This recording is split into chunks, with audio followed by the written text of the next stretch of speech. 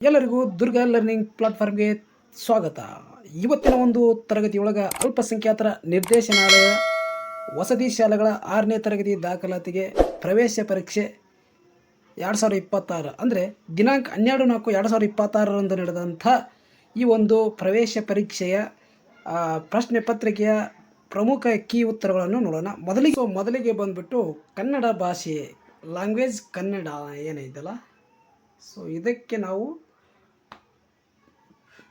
ಉತ್ತರವನ್ನು ಕಂಡುಕೊಳ್ಳುವಂಥ ಪ್ರಯತ್ನ ಮಾಡೋಣ. ಸೊ ಮೊದಲಿಗೆ ಬಂದುಬಿಟ್ಟು ಪತ್ರ ಬರೆಯುವಾಗ ಚಿರಂಜೀವಿ ಎಂಬ ಪದವನ್ನು ಸಂಬೋಧಿಸುವುದು ಯಾರಿಗೆ ಸಂಬೋಧಿಸುತ್ತಾರಪ್ಪ ಅಂತಂದ್ರೆ ಆಪ್ಷನ್ ಡಿ ಅಂತಕ್ಕಂಥದ್ದು ಇದಕ್ಕೆ ಸರಿಯಾದ ಉತ್ತರ ಆಗ್ತದೆ. ಇನ್ನು ಅದೇ ರೀತಿಯಾಗಿ ಪ್ರಶ್ನೆ ಸಂಖ್ಯೆ 2, ಕೈ ಕೆಸರಾದರೆ ಬಾಯಿ ಮೊಸರು, ಇದು ಒಂದು ಅಂತ ಕೇಳಿದ್ರೆ ಸೊ ಕೈ ಕೆಸರಾದರೆ ಬಾಯಿ ಮೊಸರು ಅಂತಕ್ಕಂಥದ್ದು ಗಾದೆ ಮಾತು. ಸೊ ಆಪ್ಷನ್ ಬಿ ಇದಕ್ಕೆ ಸರಿಯಾದ ಉತ್ತರ ಆಗ್ತದೆ. ಇನ್ನು ಅದೇ ರೀತಿಯಾಗಿ 3ನೇ ಪ್ರಶ್ನೆ, ಕಂಠವು ಬಿಗಿದು ಬಂತು, ಈ ನುಡಿಗಟ್ಟಿನ ಅರ್ಥ ಅಂತ ಕೇಳ್ಯಾರ.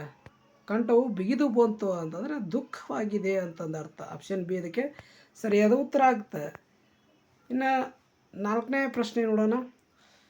ನಮ್ಮ ಶಾಲೆಯು ಸುಂದರವಾಗಿದೆ, ಗೆರೆ ಎಳೆದ ಪದ. ನಮ್ಮ ಶಾಲೆಯು ಸುಂದರವಾಗಿದೆ, ಗೆರೆ ಎಳೆದ ಪದದ ವಿಭಕ್ತಿ ಪರತೆಯನ್ನು ಗುರುತಿಸಿ ಅಂತ ಕೇಳ್ಯಾರ. ಸೊ ಗೆರೆ ಹೇಳಿರ್ತಕ್ಕಂಥ ಪದದ ವಿಭಕ್ತಿ ಶಾಲೆಯು ಪ್ರಥಮ, ಹೂ, ದ್ವಿತೀಯ, ಹಣ್ಣು, ತೃತೀಯ ಈ ಥರ ಬರ್ತಾವಲ್ಲ. ಹಾಗಾದ್ರೆ ಸರಿಯಾದ ಉತ್ತರ ಯಾವುದಾಗ್ತದೆ? ಆಪ್ಷನ್ ಬಿ ಅಂತಕ್ಕಂಥದ್ದು. ಸೊ ವಿಭಕ್ತಿ ಪ್ರತಿಯ ಮೇಲೆ ಪ್ರತಿ ಸಾರಿ ಪ್ರತಿಯೊಂದು ಎಕ್ಸಾಮ್ ಒಳಗೆ ಕೇಳೋದು ಭಾಳ ಇಂಪಾರ್ಟೆಂಟ್ ನೋಡ್ರಿ, ಅದು ವಿಭಕ್ತಿ ಪ್ರತಿ ನೋಡ್ಕೊಳ್ರಿ. ಇನ್ನು ಅದೇ ರೀತಿಯಾಗಿ 5ನೇ ಪ್ರಶ್ನೆ ನೋಡೋಣ. ಞ ಞ ನ ನ ಮ ಅಕ್ಷರಗಳು ಡ್ಯಾಶ್ ಎಂದು ಕರೆಯುತ್ತಾರೆ ಅಂತ ಕೇಳ್ಯಾರ. ಸೊ ಇದು ಈಸಿ ಇರ್ತಕ್ಕಂಥದ್ದು. ಯಾವುದು? ಆಪ್ಷನ್ ಬಿ ಇದಕ್ಕೆ ಸರಿಯಾದ ಉತ್ತರ ಆಗ್ತದೆ. ಯಾವುದು?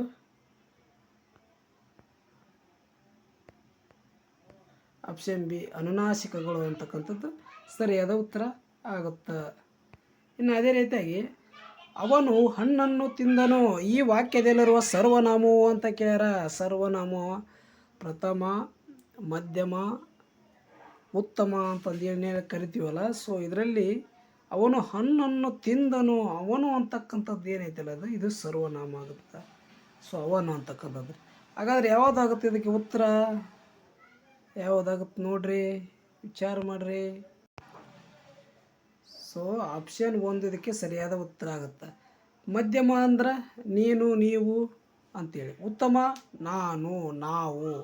ಅದೇ ರೀತಿಗೆ ಆತ್ಮಾರ್ಥಕ ಅಂತಂದ್ರೆ ತಾವು, ತಾನು ಅಂತಕ್ಕಂಥದ್ದು ಆತ್ಮಾರ್ಥಕ ಅಂತಂದು. ಸೊ ಹಾಗಾದ್ರೆ ಆಪ್ಷನ್ 1 ಇದಕ್ಕೆ ಸರಿಯಾದ ಉತ್ತರ ಆಗುತ್ತದೆ. ಇನ್ನು ಮುಂದುವರೆದು 7ನೇ ಪ್ರಶ್ನೆ ನೋಡೋಣ. ಕುವೆಂಪು ಅವರ ಯಾವ ಕೃತಿಗೆ ಜ್ಞಾನಪೀಠ ಪ್ರಶಸ್ತಿ ದೊರೆತಿದೆ ಅಂತ ಕೇಳ್ಯಾರ. ಸೊ ಕುವೆಂಪುರವರಿಗೆ ಯಾವ ಕೃತಿಗೆ ಜ್ಞಾನಪೀಠ ಪ್ರಶಸ್ತಿ ದೊರೆತಿದೆ ಅಂತಂದು ಹೇಳಿದ್ರೆ ಸೊ ಯಾವುದು ನೋಡ್ರಿ? ಆಪ್ಷನ್ ಬಿ ಅಂತಕ್ಕಂಥದ್ದು ಇದಕ್ಕೆ ಸರಿಯಾದ ಉತ್ತರ ಆಗುತ್ತಾ? ಶ್ರೀರಾಮಾಯಣ ದರ್ಶನಂ ಅಂತಕ್ಕಂಥದ್ದು. ಬೊಮ್ಮನಹಳ್ಳಿ ಕಿಂದರ ಜೋಗಿ ಅಂತಕ್ಕಂಥದ್ದು ಅದು ಮಕ್ಕಳ ಕತೆ ಅಥವಾ ಮಕ್ಕಳ ಕತೆ ಅಂತಕ್ಕಂಥದ್ದು ನಾವು ಕಾಣ್ತೀವಿ. ಮಲೆಗಳಲ್ಲಿ ಮದುಮಗಳು ಅದು ಕಾದಂಬರಿ ಆಗುತ್ತೆ.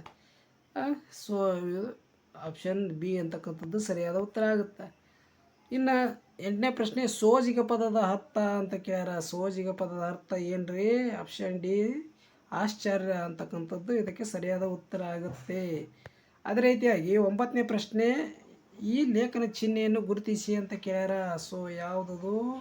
ಭಾವವನ್ನು ಸೂಚಿಸುವಂಥ ಚಿಹ್ನೆ ಭಾವಸೂಚಕ ಚಿಹ್ನೆ. ಉದ್ಧರಣೆ ಚಿಹ್ನೆ, ವಿವರಣೆ ಚಿಹ್ನೆ, ವಾಕ್ಯ ಒಟ್ಟು 12 ಚಿಹ್ನೆಗಳು ಬರ್ತವೆ. ಸೊ ಅವನ್ನೆಲ್ಲ ನೀವು ಚಿಹ್ನೆಗಳ ಪರಿಕಲ್ಪನೆ ಬಗ್ಗೆ ನೀವು ತಿಳ್ಕೊಂಡಿರ್ಬೇಕಾಗತ್ತೆ. ಅಂದಾಗ ಮಾತ್ರ ಎಕ್ಸಾಮ್ ಪಾಸ್ ಮಾಡಲಿಕ್ಕೆ ಆಗುತ್ತೆ, ಇಲ್ಲಾಂದರೆ ಇಲ್ಲ. ಹಾಗಾದರೆ 10ನೇ ಪ್ರಶ್ನೆ ನೋಡೋಣ. ದುರ್ಬಲ ಪದದ ವಿರುದ್ಧಾರ್ಥಕ ರೂಪ ಯಾವುದು ಅಂತ ಕೇಳ್ಯಾರ. ಸೊ ಬಲ, ದುರ್ಬಲ. ಆಪ್ಷನ್ ಬಿ ಅಂತಕ್ಕಂಥದ್ದು ಇದಕ್ಕೆ ಸರಿಯಾದ ಉತ್ತರ. ಸೋಲು, ಗೆಲುವು, ಗೆಲುವು ಆಯಿತಾ. ಸೊ ಇದು ಆಪ್ಷನ್ ಬಿ ಅಂತಕ್ಕಂಥದ್ದು ಸರಿಯಾಗಿರುತ್ತೆ. ನಾ ಮುಂದುವರೆದು ನೋಡ್ರಿ 11ನೇ ಪ್ರಶ್ನೆ ನೋಡೋಣ. ರೈತನು ಭತ್ತವನ್ನು ಚೀಲದಲ್ಲಿ ತುಂಬುವನು, ಈ ವಾಕ್ಯದಲ್ಲಿ ಬಂದಿರುವ ಕ್ರಿಯಾಪದ ಗುರುತಿಸಿ ಅಂತ ಕೇಳ್ಯಾರ. ಸೊ ತುಂಬುವನು ಅಂತ ಏನೈತಲ್ಲ, ಸೊ ಇದೇ ಇದಕ್ಕೆ ಕ್ರಿಯಾಪದ ಅಂತಕ್ಕಂಥದ್ದು. ಅಂದ್ರೆ ತುಂಬ ಕಥೆನ ಸ್ಟಾಪ್ ಇಲ್ಲ, ಕ್ರಿಯೆ ಅಂತಂದ್ರೆ ನಡೆಯತಕ್ಕಂಥದ್ದು. ಆಪ್ಷನ್ ಡಿ ಇದಕ್ಕೆ ಸರಿಯಾದ ಉತ್ತರ ಆಗುತ್ತೆ. ಇನ್ನು 12ನೇ ಪ್ರಶ್ನೆ, ಉದಯವಾಗಲಿ ನಮ್ಮ ಚೆಲುವ ಕನ್ನಡ ನಾಡು ಗೀತೆಯನ್ನು ಬರೆದ ಕವಿ ಇವರಾಗಿದ್ದಾರೆ ಅಂತ ಕೇಳ್ಯಾರೆ. ಸೊ ಉದಯವಾಗಲಿ ಚೆಲುವ ಕನ್ನಡ ನಾಡು ಅಂತಕ್ಕಂಥದ್ದು ಯಾರು ಬರೆದಾರಪ್ಪ ಅಂತಂದ್ರೆ ಉಯಿಲುಗೋಳ ನಾರಾಯಣರಾವರು ಬರೆದಿರ್ತಕ್ಕಂಥದ್ದು. ಆಪ್ಷನ್ ಸಿ ಇದಕ್ಕೆ ಸರಿಯಾದ ಉತ್ತರ ಆಗುತ್ತೆ. ಇನ್ನು 13ನೇ ಪ್ರಶ್ನೆ ನೋಡೋಣ. ಬೇಂದ್ರೆಯವರು ಭಾವಗೀತೆಗಳನ್ನು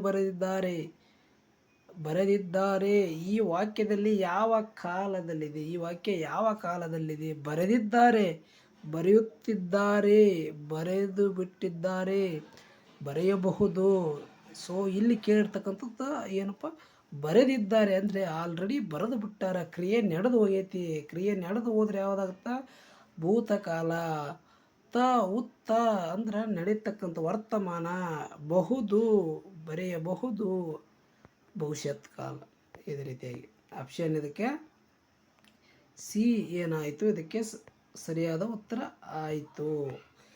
ಇನ್ನು ಪ್ರಕೃತಿ ಸೌಂದರ್ಯ ಅಂತಕ್ಕಂಥದ್ದು ಈ ಪದವು ಈ ಕೆಳಗಿನ ಯಾವ ಅಕ್ಷರಗಳ ಕ್ರಮಬದ್ಧ ಜೋಡಣೆಯಾಗಿದೆ ಅಂತ ಕೇಳಿದ್ರೆ, ಸೊ ಪ್ರಕೃತಿ ಸೌಂದರ್ಯ ಅಂತಕ್ಕಂಥದ್ದು ಅಂದರೆ ಇದು ಆಪ್ಷನ್ ಡಿ ಅಂತಕ್ಕೆ ಸರಿಯಾದ ಉತ್ತರ ಆಗುತ್ತೆ. ಇನ್ನು ಮುಂದುವರೆದು 15ನೇ ಪ್ರಶ್ನೆ ನೋಡೋಣ. ವ್ಯಾಪಾರಿ ಎಂಬ ಪದವು ಏನು ಇದು? ಅನ್ವರ್ತಕ ನಾಮ, ಏನು ರೂಢನಾಮ, ಏನು ಅಂಕಿತ ನಾಮ, ವಾಸ್ತವಾಚಕ? ಯಾವುದ್ರಿ? ವ್ಯಾಪಾರಿ ವ್ಯಾಪಾರವನ್ನು ಸೂಚಿಸ್ತಕ್ಕಂಥದ್ದು, ಅವನ ವೃತ್ತಿಯನ್ನು ಸೂಚಿಸುವಂಥದ್ದು ಯಾವುದ್ರಿ? ಇದು ಆಪ್ಷನ್ ಎ ಅನ್ವರ್ತಕ ನಾಮ. ಇನ್ನು 16ನೇದ್ದು, ಹಾವು ಸರಸರನೆ ಹೋಯಿತು ಈ ವಾಕ್ಯವು ಅಂತ ಕೇಳ್ಯಾರ. ಸೊ ಯಾವುದಾಗ್ತದೆ? ದ್ವಿರುಕ್ತಿನ, ಅನುಕರಣವೇನ, ಸಂಯುಕ್ತಾಕ್ಷರ, ಏನೋ ವಿಭಕ್ತಿನ? ಸರಸರನೆ, ಸರಸರ ಯಾವುದ್ರಿದು? ಆಪ್ಷನ್ ಬಿ ಅನುಕರಣೆ, ಸರಸರ, ಸಳಸಳ, ಜುಳು ಜುಳು ಅಂತಕ್ಕಂಥದ್ದು. ಆಪ್ಷನ್ ಬಿ ಇದಕ್ಕೆ ಸರಿಯಾದ ಉತ್ತರ ಆಗುತ್ತೆ. ಇನ್ನು 17ನೇ ಪ್ರಶ್ನೆ, ದಿಗ್ಭ್ರಮೆಯ ಈ ಪದವನ್ನು ಬಿಡಿಸಿ ಬರೆದಾಗ ಅಂತ ಕೇಳ್ಯಾರ. ದಿಗ್ಭ್ರಮೆ, ದಿಕ್ಭ್ರಮೆ. ಆಪ್ಷನ್ ಬಿ ಇದಕ್ಕೆ ಸರಿಯಾದ ಉತ್ತರ ಆಗುತ್ತೆ. ಆಪ್ಷನ್ ಬಿ ದಿಗ್ಭ್ರಮೆ ಅಂತಕ್ಕಂಥದ್ದು. ಇನ್ನು 18ನೇ ಪ್ರಶ್ನೆ ನೋಡೋಣ. ದೂರದ ಬೆಟ್ಟ ಕಣ್ಣಿಗೆ ನುಣ್ಣಿಗೆ. ಏನ್ರಿ ಈಸಿ ಇರ್ತಕ್ಕಂಥದ್ದು, ಕಣ್ಣಿಗೆ ನುಣ್ಣಿಗೆ ಅಂದ್ರೆ ಆಪ್ಷನ್ ಬಿ ಇದಕ್ಕೆ ಸರಿಯಾದ ಉತ್ತರ ಆಗುತ್ತೆ. ಬಡಗಣ ಎಂಬುದು ಯಾವ ದಿಕ್ಕನ್ನು ಸೂಚಿಸುತ್ತದೆ ಅಂತ ಕೇಳ್ಯಾರ. 19ನೇ ಪ್ರಶ್ನೆಯೊಳಗೆ ಬಡಗನಾಂತರ ಯಾವುದು ಅಂತ ಕೇಳ್ಯಾರ. ಯಾವುದು ನೋಡ್ರಿ? ಇದು ಉತ್ತರ ಅಂತಕ್ಕಂಥದ್ದು. ಬಡಗನ ಅಂದರೆ ಉತ್ತರ. ನೋಡ್ರಿ, ಕನ್ನಡದಲ್ಲಿ ಇವು ದಿಕ್ಕುಗಳು ಬರ್ತಕ್ಕಂಥದ್ದು. ಪೂರ್ವಕ್ಕೆ ಮೂಡನಾಂತರ, ಮೂಡನ, ಪಶ್ಚಿಮಕ್ಕೆ ಪಡುವನ, ಉತ್ತರಕ್ಕೆ ಬಡಗನ, ದಕ್ಷಿಣಕ್ಕೆ ತೆಂಕನ. ಸೊ ಇದಕ್ಕೆ ಗೊತ್ತಾಯ್ತಾ? ಪೂರ್ವಕ್ಕೆ ನಂತರ ಮೂಡನಾಂತರ, ಪಶ್ಚಿಮಕ್ಕೆ ಪಡುವನಾಂತರ, ಉತ್ತರಕ್ಕೆ ಬಡಗನಾಂತರ, ದಕ್ಷಿಣಕ್ಕೆ ತೆಂಕನ ಅಂತ ಹೇಳ್ತಾರೆ. ಹಾಗಾಗಿ ಆಪ್ಷನ್ ಇದಕ್ಕೆ ಸಿ ಉತ್ತರ ಸರಿಯಾಗುತ್ತೆ.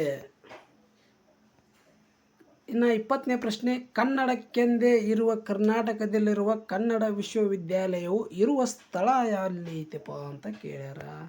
ಸೊ ಎಲ್ಲೈತಪ್ಪ ಕನ್ನಡ ವಿಶ್ವವಿದ್ಯಾಲಯ? ಎಲ್ಲೈತ್ರಿ? ಹಂಪಿ ಒಳಗೆ ಐತ್ರಿ. ಇದಕ್ಕೆ ಸರಿಯಾದ ಉತ್ತರ ಆಪ್ಷನ್ ಸಿ ಅಂತಕ್ಕಂಥದ್ದು ಸರಿಯಾಗುತ್ತೆ. ಸೊ ಇದಿಷ್ಟು ಏನಾಗಿತ್ತಪ್ಪ ಅಂತಂದರೆ ಅಲ್ಪಸಂಖ್ಯಾತರ ವಸತಿ ಶಾಲೆಯ ಒಂದು ಕನ್ನಡ ವಿಷಯದ 20 ಪ್ರಶ್ನೆಗಳಿಗೆ ಉತ್ತರವನ್ನು ಕಂಡುಕೊಳ್ಳುವಂಥ ಪ್ರಯತ್ನ ಆಗಿತ್ತು. ಇನ್ನು ಮುಂದಿನ ಒಂದು ವಿಡಿಯೋದೊಳಗೆ ಏನು ಮಾಡೋಣ, ಇಂಗ್ಲೀಷ್, ಮಾನಸಿಕ ಸಾಮರ್ಥ್ಯ, ಸಮಾಜ ವಿಜ್ಞಾನ, ಗಣಿತ ವಿಷಯದ ಕೀ ಉತ್ತರಗಳನ್ನು ಕಂಡುಕೊಳ್ಳುವಂಥ ಪ್ರಯತ್ನ ಮಾಡೋಣ ಅಂತ ಹೇಳ್ತಾ, ಸೊ ಇದುವರೆಗೆ ನಮ್ಮ ಚಾನಲ್ ಸಬ್ಸ್ಕ್ರೈಬ್ ಮಾಡಿಕೊಳ್ಳದೆ ನೋಡ್ತಕ್ಕಂಥವ್ರು ನೀವು ಆಗಿದ್ದರೆ, ಆದರೆ ಅದೇ ರೀತಿಯಾಗಿ ನಮ್ಮ ಒಂದು ಚಾನಲ್ ನೋಡುವ ಹೊಸಬರು ನೀವು ಆಗಿದ್ದರೆ ದಯವಿಟ್ಟು ಸಬ್ಸ್ಕ್ರೈಬ್ ಮಾಡಿಕೊಳ್ಳ್ರಿ. ಅದೇ ರೀತಿಯಾಗಿ ಒಂದು ಬೆಲ್ ಐಕನ್ ಕ್ಲಿಕ್ ಮಾಡಿಕೊಡ್ರಿ ಅಂತ ಹೇಳ್ತಾ ಈ ತರಗತಿಯನ್ನು ಮುಗಿಸ್ತಾ ಇದ್ದೇನೆ. ದುರ್ಗಾ ಲರ್ನಿಂಗ್ ಪ್ಲಾಟ್ಫಾರ್ಮ್ಗೆ ಮತ್ತೊಮ್ಮೆ ತಮ್ಮೆಲ್ಲರಿಗೂ ಸ್ವಾಗತ. ಈ ಒಂದು ವಿಡಿಯೋದೊಳಗೆ ಅಲ್ಪಸಂಖ್ಯಾತರ ನಿರ್ದೇಶನಾಲಯ ವಸತಿ ಶಾಲೆಗಳಿಗೆ ನಡೆಸಿರ್ತಕ್ಕಂಥ ಪ್ರವೇಶ ಪರೀಕ್ಷೆ ಒಳಗೆ 12/4/2026 ನಡೆದಂಥ ಒಂದು ಪತ್ರಿಕೆಯೊಳಗೆ ಪರಿಸರ ವಿಜ್ಞಾನ ಮತ್ತು ಸಾಮಾನ್ಯ ವಿಜ್ಞಾನದ ಒಂದು ಕೀ ಉತ್ತರಗಳನ್ನು ಕಂಡುಕೊಳ್ಳುವಂಥ ಪ್ರಯತ್ನವನ್ನು ಮಾಡೋಣ. ನಮ್ಮ ಚಾನಲ್ ನೋಡ್ತಕ್ಕಂಥ ನೀವು ಹೊಸಬರಾಗಿದ್ದರೆ ದಯವಿಟ್ಟು ನಮ್ಮ ಚಾನಲ್ ಸಬ್ಸ್ಕ್ರೈಬ್ ಮಾಡಿಕೊಡ್ರಿ. ಅದೇ ರೀತಿಯಾಗಿ ಪಕ್ಕದಲ್ಲಿರ್ತಕ್ಕಂಥ ಬೆಲ್ ಐಕನ್ ಕ್ಲಿಕ್ ಮಾಡಿಕೊಡ್ರಿ ಅಂತ ಹೇಳ್ತಾ, ಸೊ ತಡ ಮಾಡೋದು ಏಕೆ, ನಾವು ಪ್ರಶ್ನೆಗಳಿಗೆ ಉತ್ತರವನ್ನು ಕಂಡುಕೊಳ್ಳುವಂಥ ಪ್ರಯತ್ನ ಮಾಡೋಣ. 81ನೇ ಪ್ರಶ್ನೆ ಬಂದ್ಬಿಟ್ಟು, ಪ್ರಜಾಪ್ರಭುತ್ವದ ರಾಜ್ಯಗಳನ್ನು ಒಗ್ಗೂಡಿಸಿದ ಭಾರತದ ಉಕ್ಕಿನ ಮನುಷ್ಯ ಯಾರು ಅಂತ ಕೇಳ್ಯಾರ. ಪ್ರಜಾಪ್ರಭುತ್ವದ ರಾಜ್ಯಗಳನ್ನು ಒಗ್ಗೂಡಿಸಿದ ಭಾರತದ ಉಕ್ಕಿನ ಮನುಷ್ಯ ಯಾರು ಅಂತ ಹೇಳಿದರೆ, ಸೊ ಆಪ್ಷನ್ ಬಿ ಇದಕ್ಕೆ ಸರಿಯಾದ ಉತ್ತರ ಆಗ್ತದೆ. ಸರ್ದಾರ್ ವಲ್ಲಭಭಾಯಿ ಪಟೇಲ್ರವರು. ಗಾಂಧೀಜಿಯವರನ್ನು ರಾಷ್ಟ್ರಪಿತ ಅಂತ ಕರೀತಾರೆ, ಜವಾಹರ್ಲಾಲ್ ನೆಹರೂನ ನೇತಾಜಿ ಅಂತ ಕರೀತಾರೆ. ಇವರು ಜವಾಹರ್ಲಾಲ್ ನೆಹರು ಅವರು ಭಾರತದ ಮೊದಲ ಪ್ರಧಾನಮಂತ್ರಿ ಆಗಿರ್ತಾರೆ. ಅದೇ ರೀತಿಗೆ Subhash Chandra Bose Netaji. So option B ಇದಕ್ಕೆ ಸರ್ದಾರ್ ವಲ್ಲಭಭಾಯಿ ಪಟೇಲ್ ಅದಕ್ಕೆ ಸರಿಯಾದ ಉತ್ತರ ಆಗ್ತದೆ.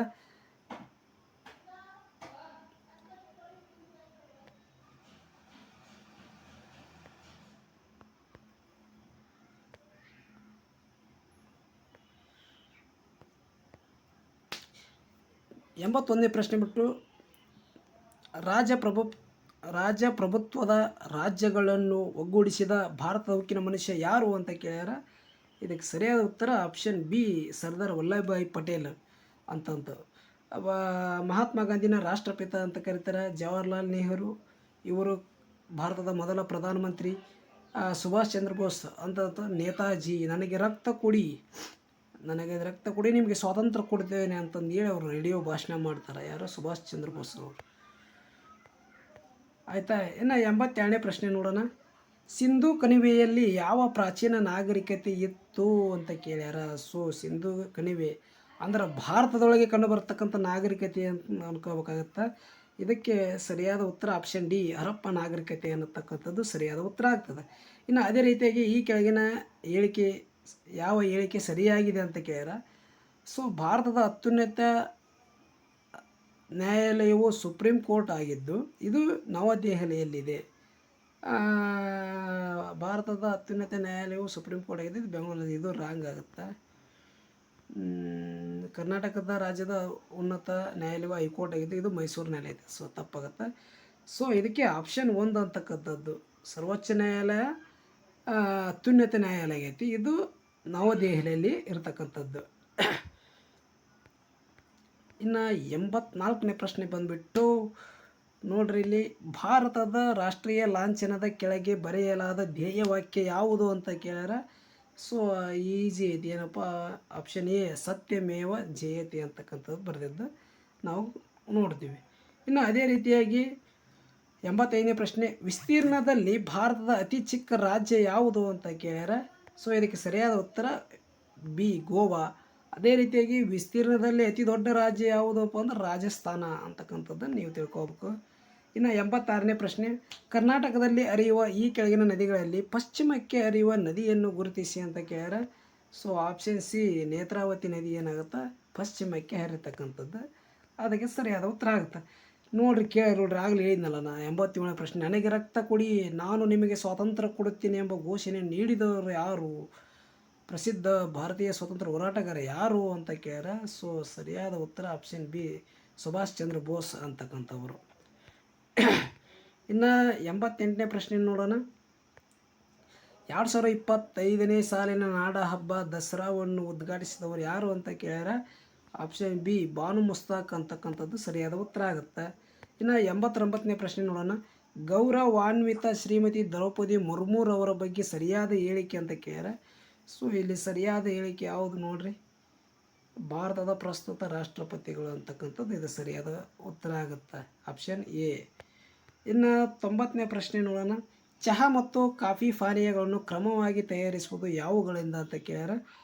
ಸೊ ಎಲೆ ಮತ್ತು ಬೀಜಗಳಿಂದ ಅಂತಕ್ಕಂಥದ್ದು. ಕಾಫಿ ಚಹಾದ ಎಲೆ ಮತ್ತು ಕಾಫಿ ಬೀಜ ಅಂತ. ಆಪ್ಷನ್ ಸಿ ಇದಕ್ಕೆ ಸರಿಯಾದ ಉತ್ತರ ಆಗುತ್ತೆ. ಇನ್ನು 91ನೇ ಪ್ರಶ್ನೆ ನೋಡೋಣ.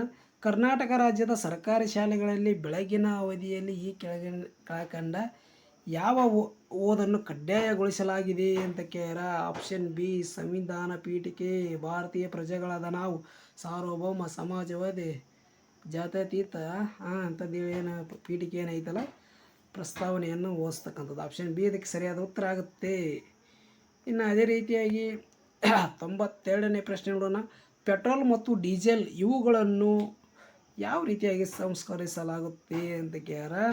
ಸೊ ಆಪ್ಷನ್ ಎ ಕಚ್ಚಾ ತೈಲದಿಂದ ಸಂಸ್ಕರಿಸಲಾಗುವುದು. ಬಟ್ಟೆ ಇಳಿಸುವಿಕೆ ವಿಧಾನದಿಂದ ಏನು ಮಾಡ್ತಾರೆ, ಪೆಟ್ರೋಲ್ ಡೀಸೆಲ್ಗಳನ್ನು ಅವರು ತಯಾರು ಮಾಡಲಾಗುತ್ತದೆ. ಇನ್ನು 93ನೇ ಪ್ರಶ್ನೆ ನೋಡೋಣ. ಈ ಕೆಳಗಿನ ಯಾವ ರಾಜ್ಯವು ಕರ್ನಾಟಕದ ಗಡಿಯನ್ನು ಹಂಚಿಕೊಂಡಿಲ್ಲ ಅಂತ ಕೇಳ್ಯಾರ. ಆಪ್ಷನ್ ಸಿ ಇದಕ್ಕೆ ಸರಿಯಾದ ಉತ್ತರ. ಒಡಿಸ್ಸಾ ಏನಾಗೈತಿ ಕರ್ನಾಟಕದ ಗಡಿಯನ್ನು ಹಂಚಿಕೊಂಡಿಲ್ಲ ಅಂತಕ್ಕಂಥದ್ದು. 94ನೇ ಪ್ರಶ್ನೆ ನೋಡೋಣ. ಭಾರತ ಒಂದು ಪರ್ಯಾಯ ದ್ವೀಪ. ಪೂರ್ವ, ಪಶ್ಚಿಮ ಮತ್ತು ದಕ್ಷಿಣವು ನೀರಿನಿಂದ ಆವೃತವಾಗಿದೆ. ಈ ಮೇಲಿನ ಹೇಳಿಕೆಗೆ ಸಂಬಂಧಿಸಿದಂತೆ ಕೆಳಗಿನ ಯಾವ ಆಯ್ಕೆಯು ಸರಿಯಾಗಿದೆ ಅಂತ ಕೇಳ್ಯಾರ. ಸೊ ಇದು ಸರಿಯಾದ ಉತ್ತರ ಸಿ ದಕ್ಷಿಣ ಅರಬ್ಬಿ ಸಮುದ್ರ. ಅಂದರೆ ದಕ್ಷಿಣ ಭಾಗದಲ್ಲಿ ಅರಬ್ಬಿ ಸಮುದ್ರ ಇರ್ತಕ್ಕಂಥದ್ದು ನಾವು ಕಾಣುತ್ತೀವಿ. ಸೊ ಇದಲ್ಲದು.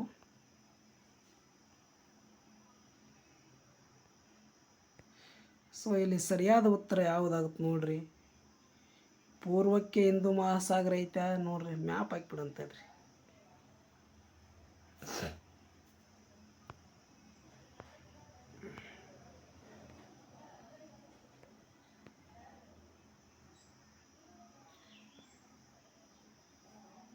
ನೋಡ್ರಿ, ದಕ್ಷಿಣಕ್ಕೆ ಹಿಂದೂ ಮಹಾಸಾಗರ ಐತಿ, ಪಶ್ಚಿಮಕ್ಕೆ ಅರಬ್ಬಿ ಸಮುದ್ರ ಐತಿ, ದಕ್ಷಿಣಕ್ಕೆ ಅರಬ್ಬಿ ಸಮುದ್ರ ಇಲ್ಲ, ಪೂರ್ವಕ್ಕೆ ಬಂಗಾಳ ಕೊಲ್ಲಿ ಐತಿ. ಸೊ ಇದಕ್ಕೆ ಸರಿಯಾದ ಉತ್ತರ ಯಾವುದಾಗುತ್ತೆ ನೋಡ್ರಿ. ಪೂರ್ವ ಯಾಕಡೆ ಆಗುತ್ತೆ, ಪೂರ್ವಕ್ಕಿಂದ ಮಹಾಸಾಗರ ಇಲ್ಲ, ಅಲ್ಲಿ ಏನೈತೆ ಅರಬ್ಬಿ ಸಮುದ್ರ ಐತಿ. ಸೊ ಇಲ್ಲಿ ಸರಿಯಾದ ಉತ್ತರ ಯಾವುದಾಗ್ತದೆ ಅಂತಂದು ಹೇಳಿದ್ರೆ ಆಪ್ಷನ್ ಡಿ ಮೇಲಿನ ಯಾವುದೂ ಅಲ್ಲ ಅಂತಕ್ಕಂಥದ್ದು ಇದಕ್ಕೆ ಸರಿಯಾದ ಉತ್ತರ ಆಗುತ್ತೆ. ಇನ್ನು 95ನೇ ಪ್ರಶ್ನೆ. ಈ ಕೆಳಗಿನವರಲ್ಲಿ ಯಾರನ್ನು ಕರ್ನಾಟಕ ಸಂಗೀತ ಪಿತಾಮಹ ಎಂದು ಕರೆಯುತ್ತಾರೆ? ಯಾರನ್ನು ಕರೀತಾರ? ಸೊ ಆಪ್ಷನ್ ಸಿ ಪುರಂದರದಾಸರನ್ನ ಕರ್ನಾಟಕ ಸಂಗೀತ ಪಿತಾಮಹ ಅಂತ ಎಂದೇಳಿ ಕರೆಯುತ್ತಾರೆ. ಇನ್ನು 96ನೇ ಪ್ರಶ್ನೆ ನೋಡೋಣ. ಕರ್ನಾಟಕ ಯಾವ ಸ್ಥಳದಲ್ಲಿ ಗುಹಾಂತರ ದೇವಾಲಯಗಳಿವೆ ಅಂತ ಕೇಳ್ಯಾರ. ಇದಾಗ ಆಪ್ಷನ್ ಸಿ ಬಾದಾಮಿಯೊಳಗೆ ಗುಹಾಂತರ ದೇವಾಲಯಗಳನ್ನು ನಾವು ಕಾಣುತ್ತೇವೆ. ಇನ್ನು 97ನೇ ಪ್ರಶ್ನೆ ನೋಡೋಣ. ಹಂಪಿಯ ಕಲ್ಲಿನ ರಥದ ಚಿತ್ರವನ್ನು ಮುದ್ರಿಸುವ ಭಾರತೀಯ ರೂಪಾಯಿ ನೋಟು ಯಾವುದು ಅಂತ ಕೇಳ್ಯಾರ. ಆಪ್ಷನ್ ಬಿ 50 ರೂಪಾಯಿ ನೋಟು ಒಳಗೆ ಏನೈತಿ ಕಲ್ಲಿನ ರಥ ಇರ್ತಕ್ಕಂಥದ್ದು. ಇನ್ನು ಮಂಗಟ್ಟೆ ಪಕ್ಷಿಗಳ ಸಂರಕ್ಷಣೆಗಾಗಿ ಮೀಸಲಿರಿಸಿರುವ ರಕ್ಷಿತಾರಣ್ಯ ಜಿಲ್ಲೆ ಯಾವುದು ಅಂತ ಕೇಳ್ಯಾರ. ಆಪ್ಷನ್ ಎ ಉತ್ತರ ಕನ್ನಡ ಅಂತಕ್ಕಂಥದ್ದು ಸರಿಯಾದ ಉತ್ತರ ಆಗುತ್ತೆ. ಇನ್ನು 99ನೇ ಪ್ರಶ್ನೆ ನೋಡೋಣ. ಕೆಳಗೆ ಕೊಟ್ಟಿರುವ ಋತುಮಾನಗಳ ಅವಧಿ ತಿಂಗಳುಗಳಲ್ಲಿ ಸರಿಯಾದ ಉತ್ತರವನ್ನು ಗುರುತಿಸಿ ಅಂತ ಕೇಳ್ಯಾರ. ಸೊ ಆಪ್ಷನ್ ಸಿ ನೈಋತ್ಯ ಮಾನ್ಸೂನ್ ಕಾಲ ಏನೈತಲ್ಲ ಜೂನ್ ಟು ಸೆಪ್ಟೆಂಬರ್, ಇದು ಸರಿಯಾದ ಉತ್ತರ ಆಗುತ್ತೆ. ಇನ್ನು 100ನೇ ಪ್ರಶ್ನೆ.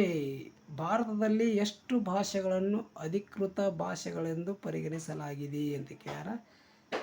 ಸಂವಿಧಾನದ ಸ್ಥಾನಮಾನವನ್ನು ಪಡೆದಿರತಕ್ಕಂಥ ಭಾಷೆಗಳು ಯಾವುವು ಅಂದ್ರೆ 22 ಭಾಷೆಗಳು. ಆಪ್ಷನ್ ಬಿ ಇದಕ್ಕೆ ಸರಿಯಾದ ಉತ್ತರ ಆಗುತ್ತೆ. ಸೊ ಇದಿಷ್ಟು ಆಗಿತ್ತು ಸಾಮಾನ್ಯ ವಿಜ್ಞಾನ ಮತ್ತು ಸಮಾಜ ವಿಜ್ಞಾನದ ಪ್ರಶ್ನೆಗಳ ಒಂದು ಉತ್ತರಗಳನ್ನು ಕಂಡುಕೊಳ್ಳುವಂತಹ ತರಗತಿಯಾಗಿತ್ತು. ಮುಂದಿನ ತರಗತಿಯೊಳಗೆ ಮತ್ತೊಂದು ವಿಷಯದ ಕುರಿತು ಕೀ ಉತ್ತರಗಳನ್ನು ತರುವಂಥ ಪ್ರಯತ್ನವನ್ನು ಮಾಡ್ತಾನಂತ ಹೇಳ್ತಾ, ನಮ್ಮ ಚಾನಲ್ ಇನ್ನೂ ಸಬ್ಸ್ಕ್ರೈಬ್ ಮಾಡದೆ ನೋಡ್ತಾ ಇದ್ದರೆ ದಯವಿಟ್ಟು ಸಬ್ಸ್ಕ್ರೈಬ್ ಮಾಡಿಕೊಡ್ರಿ. ಅದೇ ರೀತಿಯಾಗಿ ಬೆಲ್ ಐಕನ್ ಕ್ಲಿಕ್ ಮಾಡಿರಿ, ನಿಮ್ಮ ಫ್ರೆಂಡ್ಸ್ಗಳಿಗೂ ಸಹ ಶೇರ್ ಮಾಡಿರಿ ಅಂತ ಹೇಳ್ತಾ ಈ ತರಗತಿಯನ್ನು ಮುಗಿಸ್ತಾ ಇದ್ದೀನಿ.